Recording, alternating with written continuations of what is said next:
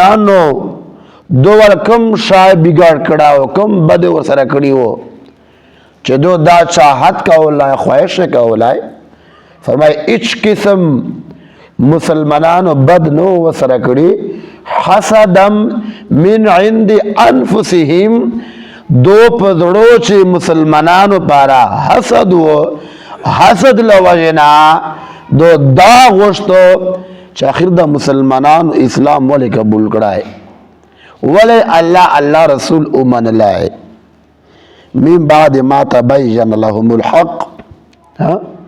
اغه نه بعد چې په دو باندې حق واضح لای حق او پیژندای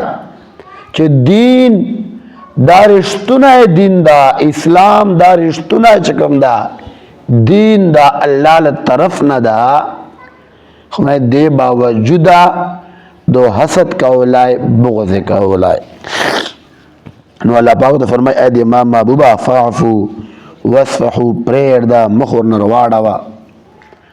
حتا یاتی الله بامر دې هدا پوش الله حکم راځي فرمای چې کلا حضور نبی کریم صلی الله علیه وسلم سره د صحابه هجرت وکړای مکه مکرمه نا مدینه منوره ته چکلا هجرت وکړای نبی کریم علیه الصلاۃ والسلام یهود نصارا سره اهل کتاب سره یو معاهده وکړه یو وعده سره وکړه معاهده وکړه چې نه به تاسو مفته نقصان راکاو نه به موږ تاسو ته نقصان درکې تاسو خپل دین پرشار کوو موږ به خپل دین پرشار کوو که یوا بلتا د مدد ضرورت لای یوا بل سره به مدد کوو امداد به کوو دا معاهده یې وکړه وعده یې وکړه فرمایي چونکې یهودو دا عادت و چې هغه به وعده وکړه بیا وعده ماته کړه دا دو عادت و بني اسرائیلو الله سره ډېرې وعدې کړې وې بیا یې ماتې کړې وې موسی علیه السلام سره ډېرې وعدې کړې وې او بیا هغه وعدې ماتې کړې وې فرمایي دلته چې کله یو معاهده وکړه په ظاهره باندې خو یې وعده ماته کړې نه وه خو پټ پټ په دو چې کوم دا مسلمانانو ته تکلیف ورکولای ضرر بیا ورکولای او دا چاہت او خواهش بیا لرلای چې چپ طریقې باندې خوش مسلمانانو باندې مرا دا اسلام ور باندې پریږدو بیا کفر طرف تر واړو فرمای دا بیا دو دا منافقت حسد زرو سره لرلای الله وعده کړی و خو په ظاهره باندې دا وعده ماته کړې نه وه خدا چاہت او خواهش به لرلای چې کار د مسلمان دوه ولې ډېرېږي دو اسلام ولې قبول کړای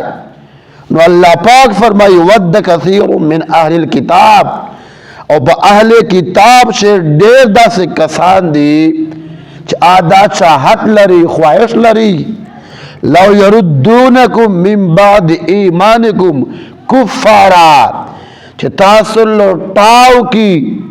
ایمان نه بعدا کفر طرف ته مرواړي دا چاہت لري خواهش لري چلو وجدا حسدم من عند انفسهم فرمای دا دو پدرو سے حسد و مسلمانانو پارا اشنو وتویلی حسد لوجنه دا چاہت کا اولای چې مسلمانانو بارا بیا خواهش لرلای چې اسلام نه کفر ته واړی او فرمای من بعد ما تبين لهم الحق دلته خو په دو باندې ټوله خبره واضح سلی وه له هر شینا خبر سلی و چې اسلام برحق او رښتونه دین ده هر شای پیژندلی و خو دې باوجوده دو دا شرارت کولای نو الله پاک و ته فرمای اے د ما محبوبا فاعفو واصفحوا چھوڑ اس کو اور منہ موڑ لے اسے دا پریر دا مخو نرواڑا وا حتی یأتی اللہ بی امری تا دے حد پورے چې الله پاک یو حکم راځي دو داسې پټو پټانه کوي کنه او وعده